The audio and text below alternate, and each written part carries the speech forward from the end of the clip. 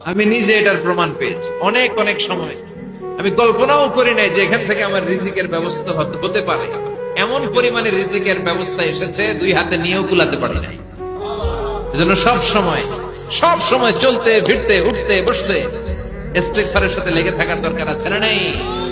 5টা শর্তের আলোকে তওবা করলে কবুল করবে কে? 1 নম্বরে স্বীকার জান আল্লাহ আমি পাপী, 2 নম্বরে অনুতপ্ত হন, 3 নম্বরে পাপ কাজটা বন্ধ করে দেন, 4 নম্বরে ওই পাপ কাজটাকে মন থেকে ঘৃণা করেন, 5 নম্বরে আল্লাহর কাছে ওয়াদা দেন আর জীবনেও এই পাপ করব না। এই 5টা শর্তের আলোকে যদি তওবা করেন, আপনার তওবা কবুল করে নিবে কে? প্রতিদিন শত শতবার ইস্তেগফার করতে রাজি আছেন?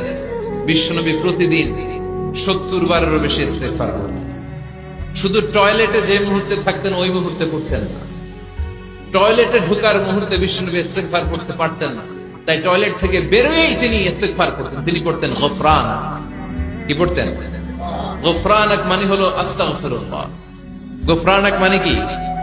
গফরানাক মানে আল্লাহ আমি আপনার ক্ষমা চাই, মানে আস্তাগফিরুল্লাহ। আবার বিশ্বনবী বলতেন মান লাযামাল ইস্তিগফার জাআলাল্লাহু লাহু মিন কুল্লি দিকিন মাখরাজা।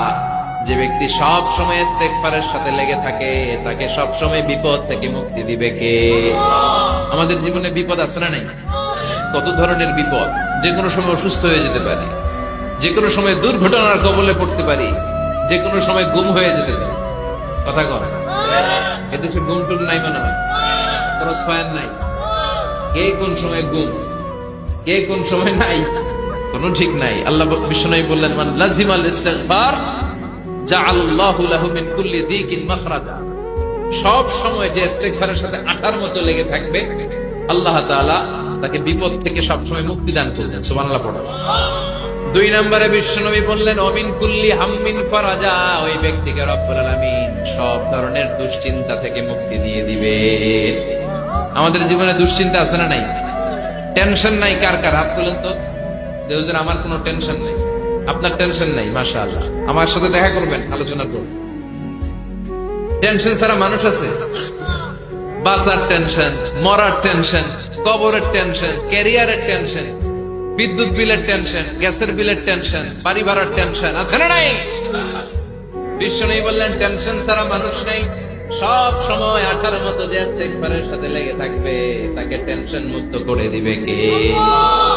3 নাম্বার ওয়ায়ারযুকহু মিন হাইসু লা ইয়াহতাসিব। এমন জায়গা থেকে আল্লাহ তাআলা রিজিকের ব্যবস্থা করে দিবেন সে কল্পনাও করতে পারবে না। আমি নিজে এটার প্রমাণ পেয়েছি। অনেক অনেক সময় আমি কল্পনাও করি নাই যে এখান থেকে আমার রিজিকের ব্যবস্থা হতে পারে। এমন পরিমাণে রিজিকের ব্যবস্থা এসেছে, দুই হাতে নিয়েও কুলাতে পারি নাই। এজন্য সব সময় চলতে ফিরতে উঠতে বসতে ইস্তেগফারের সাথে লেগে থাকার দরকার আছে না নাই?